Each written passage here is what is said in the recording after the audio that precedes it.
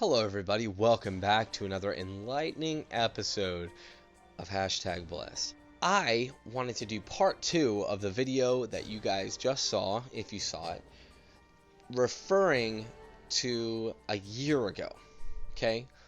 The last video was done in October of last year, and from that perspective, there was a lot that I had put in there, and I suggest if you have not seen it that you go over and watch it. I'll put a link in the description.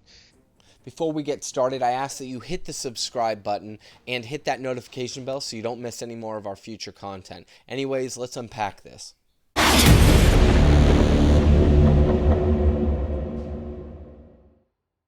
Go over what has changed in the past year compared to what we saw back then.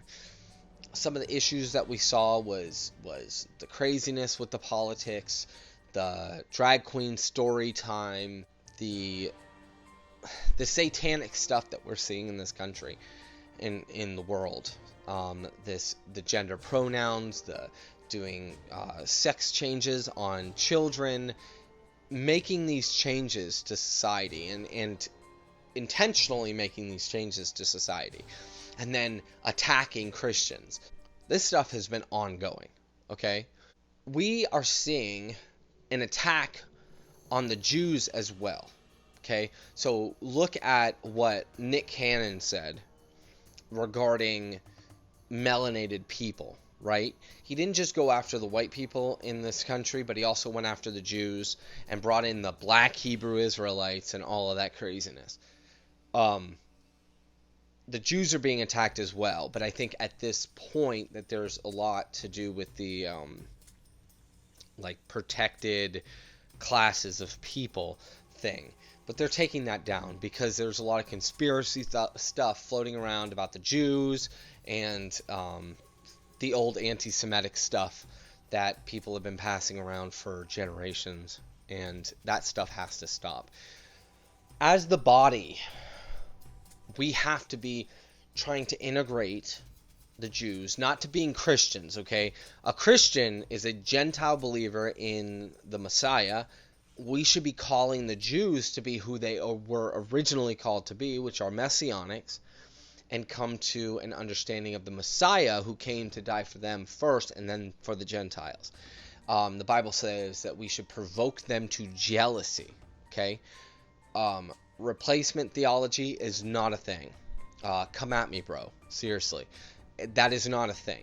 It's really not. God divorced the Jewish people before the crucifixion and resurrection. He brought the Jews back into his family when Jesus died for them on the cross. Okay?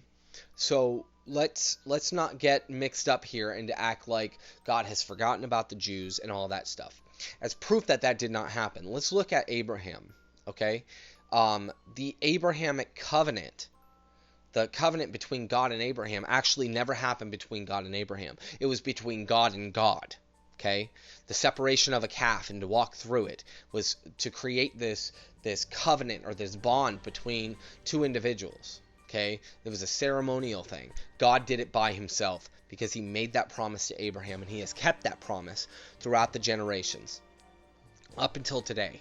Jews are waking up. People who have Jewish blood, like myself, we're waking up, okay? This is all over the world. There are many, many Jews that are coming to an understanding of Jesus Christ as Messiah. If you want to learn more about that, look up One for Israel. They have hundreds of videos up there. You can also listen to Pod for Israel, which is their podcast. It's fantastic stuff, okay? You have other people like Dr. Michael Brown, who is also, he's a Christian, but he's a Messianic Jew, really. You have Jonathan Cahn. Jonathan Cahn is also a Messianic Jew. He's a rabbi, but he is a rabbi who believes in Yeshua or into Jesus. As Christians, right? My main focus is Christianity in general. As a Christian, we have to be bringing people into an understanding of the Messiah. We have to, okay? All Christians, anybody who's been called by God to come to his son, have to do what God has called us to do. We have to. Bigger picture. is that in the last year, going back to what I was actually talking about, in the last year we have seen a dramatic change in everything that we've seen. California just passed their first bill, okay? And I'm sure I'm going to be flagged for this, but we need to be talking about this, okay? They passed this bill which would allow people, males up to the age of 24, to have relations with a child as young as 14. This is a big deal, and it's falling under the protected class of the LGBT. So we need to be very aware that this is what I predicted, what I talked about only a year ago.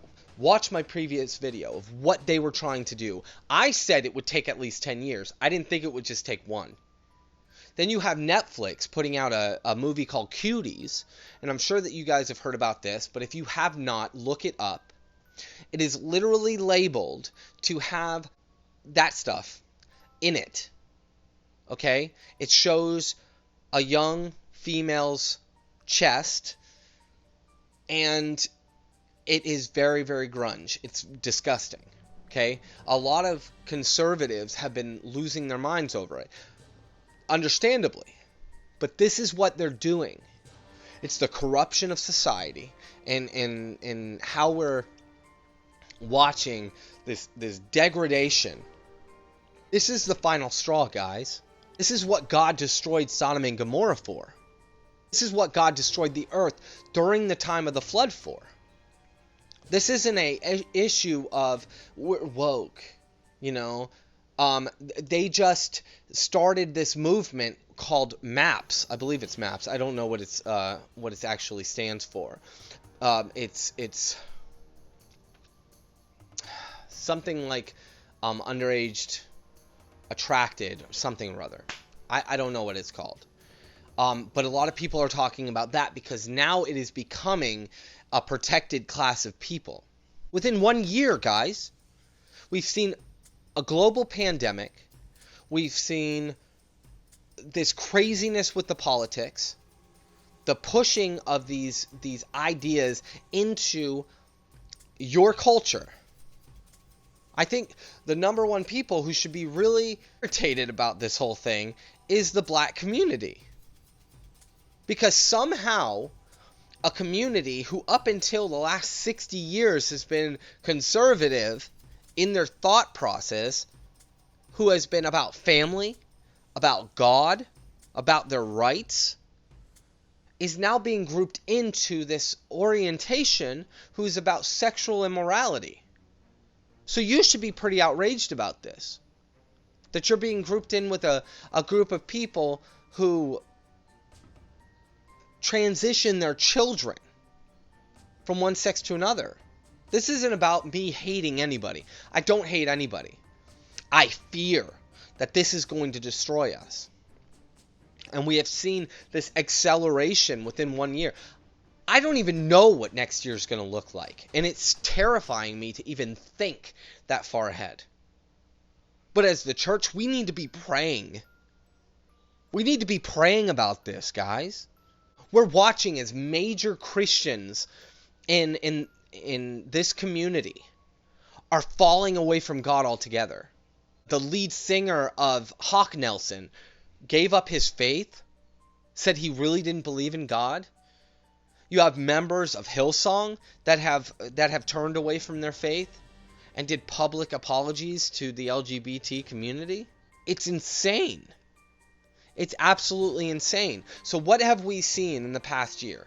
We have seen the degradation and the corruption of our society through these PEDO movements and so on and so forth. We're seeing the mass falling away, right?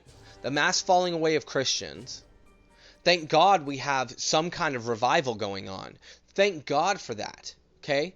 We just had the prayer march that just happened, and there was all kinds of prayer things going on.